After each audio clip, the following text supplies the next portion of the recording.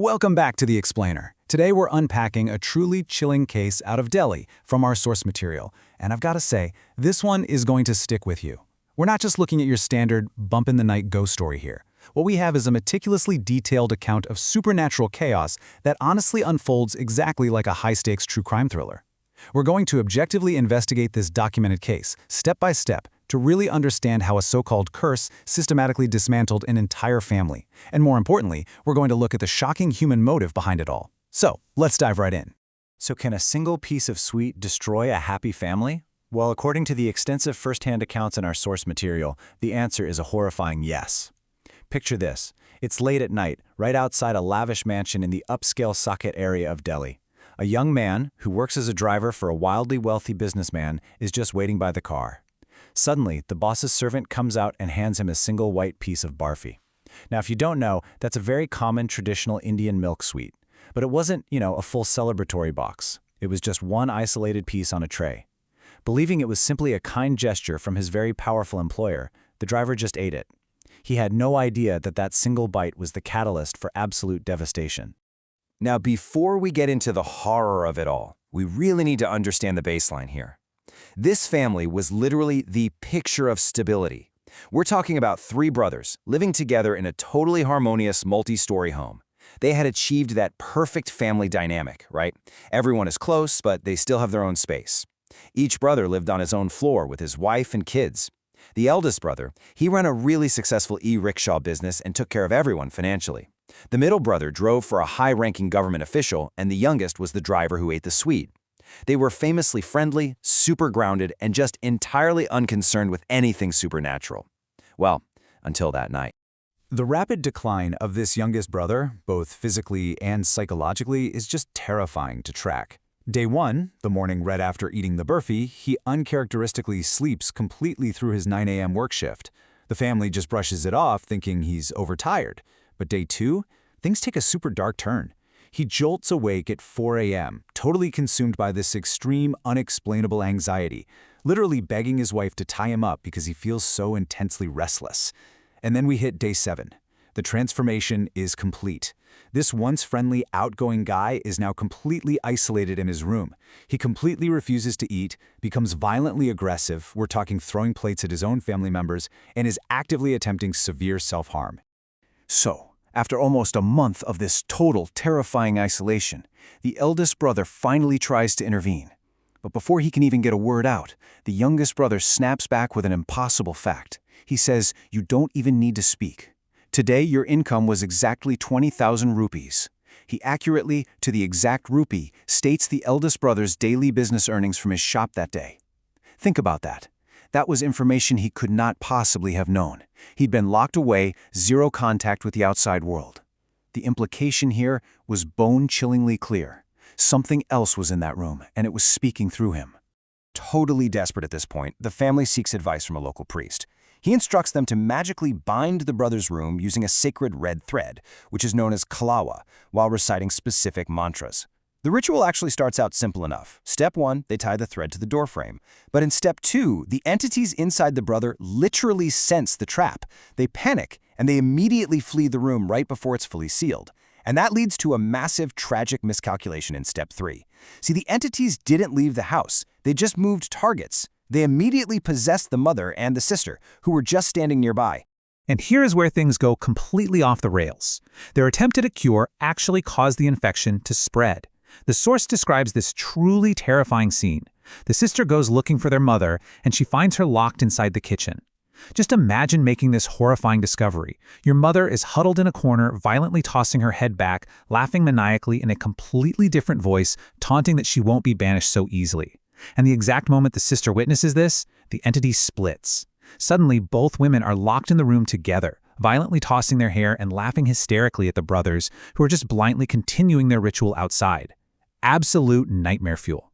But the contagion didn't stop there. Over the next few weeks, as this poor family desperately tried out different healers, the entities just kept bouncing between family members. Eventually, they transferred right into the eldest brother, and the transformation here was staggering. Before this transfer, this guy was a highly responsible, family-oriented man. He was a strict teetotaler. He literally never touched a drop of alcohol or tobacco in his life. But after the transfer, he is suddenly chain-smoking Gold Flake cigarettes at his shop and just disappearing at night. His brothers eventually found him sitting out on a dangerous highway divider in the dead of night, drinking heavily from a bottle, exhibiting this strong, entirely uncharacteristic desire to end his own life. By now, the family is completely at their breaking point. They finally managed to trick the afflicted brothers into visiting a highly specialized priest in a village called Bagpat. Now, this guy is known for dealing with extreme cases. The priest performs a preliminary check, kind of reading the spiritual energy of the afflicted, and the source notes he literally steps back in shock and delivers a staggering diagnosis. 4. There wasn't just one entity tearing this family apart, there were 4 distinct, highly dangerous entities operating as a unified force inside them. To really wrap our heads around just how dangerous this was, we have to look at the demonic payload they were dealing with. The source breaks it down as 3 jinns and 1 Trudial, which is a malevolent witch in South Asian folklore. Now, in this belief system, dealing with even 1 jinn is considered incredibly dangerous. They have immense power, aggression, and spiritual heat. But 3 jinns and a witch, all operating together to systematically destroy one family? That is an absolutely unprecedented level of supernatural firepower.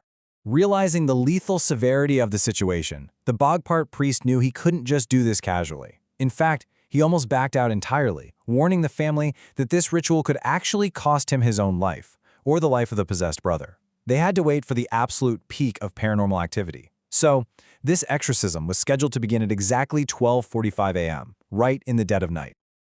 The sheer scale of this ritual was massive. The lead priest had to call in 2 other priests just for backup. The ritual itself required an animal sacrifice to appease the dark energies. And the victim? He had to be physically bound with heavy iron chains, purely because the physical strength of these entities was just too great to handle otherwise. The priests drew a massive 50-meter protective pentagram to trap the entities. And honestly, this is the most chilling part. The priests cut anywhere between 21 and 51 lemons as part of the ritual. The source explicitly notes these lemons instantly began rotting, emitting the smell of a literal corpse, with some of them turning the actual color of blood. The entities fought back with terrifying ferocity. As the priests continuously struck the possessed brother with a ceremonial iron whip to force the entities out, the brother's body is just thrashing violently against these iron chains. Despite bleeding and clearly being in immense physical pain, the entities roared at the priest, saying, "You can try, but I won't leave. I will eat you all." It was a brutal, agonizing battle of wills that dragged on until nearly 4 a.m. Finally, as dawn approached, the entities were subdued just enough to be interrogated. And this brings us to what might be the most disturbing part of this entire explainer. The priests asked the entities where they came from, which leads us to one massive, horrifying question. Why on earth was the youngest brother, a simple, hardworking driver, targeted in the first place? He didn't have any enemies? Well, this is exactly where our story shifts from supernatural horror to a chilling tale of pure human betrayal. To fully understand the motive here, we have to define a very specific, incredibly dark cultural concept discussed in the source, utiera. In this context, an utiera is a dark mystical practice. It is the deliberate, calculated transfer of a curse or a dark entity from an afflicted person directly onto an innocent, unsuspecting victim. It's essentially using dark magic to pass your own nightmare on to someone else. The sinister logic behind this specific utara unfolds in 3 devastating steps. Step 1. The wealthy businessman's only son, the heir to his massive fortune, had initially fallen victim to these exact 4 entities. Step 2. Desperate to save his kid, the businessman went to a dark practitioner, a tantric, who told him the only way to save his son was to perform an utara and transfer the curse. But there was a major catch. It had to be given to an outsider. If he gave it to a family member, the entities would just stay in the house. So, step 3. The businessman looked around and chose his driver. The driver didn't enter the main house, but he was highly accessible. He was a lower status employee whose sudden descent into madness wouldn't ever trace back to the mansion. The boss deliberately and coldly traded his own son's suffering for his driver's sanity. What makes this whole thing truly terrifying is how this devastation was actually delivered. The weapon used to destroy this family wasn't some creepy cursed amulet or a voodoo doll or anything obviously sinister like you'd see in a movie. The weapon was literally just a single piece of barfi, a common traditional sweet, handed over late at night. The businessman completely weaponized his employees' trust and respect. The driver ate it without a second thought because it came from his boss. He was completely unaware he was consuming a spiritual poison. Now, the source material doesn't just drop this horror story on us and walk away. It actually offers some actionable advice on how people can protect themselves from an utahara. The very first rule is to be highly cautious of unprompted food gifts, especially single items that are given outside of any normal celebratory context. The source suggests a cultural remedy for this. If you feel you must eat it, discreetly drop the very first bite of food on the ground. As you do this, you're supposed to mentally ask your ancestors, your pithers, to neutralize any dark intentions that might be attached to the food. Ultimately, it heavily emphasizes the importance of maintaining strong spiritual and psychological boundaries to protect your energy at all times. This source material really serves as a profound and chilling cautionary tale. It's not just about the supernatural entities that some believe exist in the shadows. It's a really stark look at human selfishness and exactly what people are willing to do to others just to save themselves. It leaves us with one incredibly provocative thought to chew on. The next time someone smiles and hands you a sweet, how well do you really know their intentions? Thanks so much for joining me on this explainer. Stay curious and stay safe out there.